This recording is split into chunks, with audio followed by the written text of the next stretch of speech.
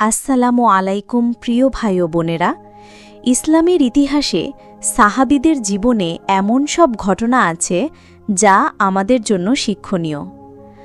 আজ আমরা শুনব আবু হুরাইরা রাদিয়াল্লাহু আনহুর একটি অনন্য ঘটনা যা সহিহ বুখারীতে এসেছে।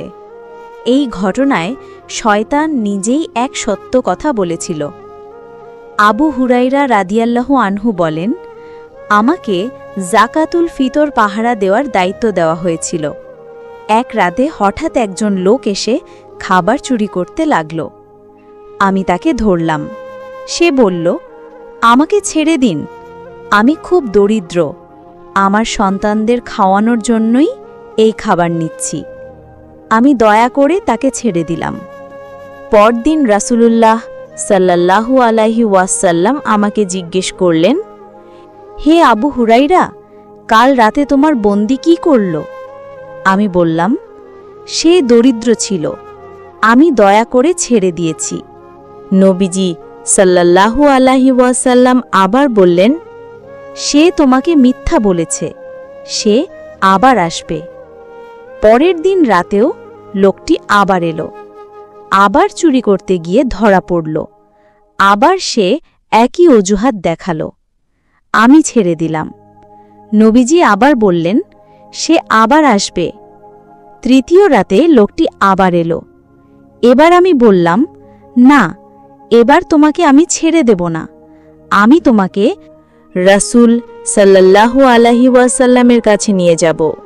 তখন সে বলল, আমি তোমাকে এমন একটি উপকারের কথা বলি যা করলে আল্লাহ তোমাকে রক্ষা করবেন।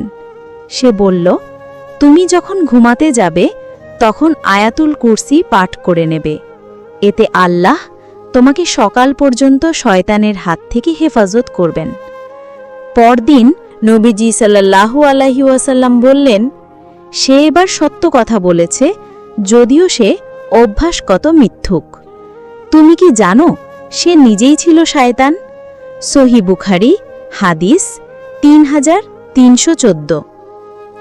প্রিয় দর্শক, এই ঘটনার মাধ্যমে আমরা শিখি যে আয়াতুল কুরসি শয়তান ও সব অশুভ শক্তি থেকে রক্ষা করে।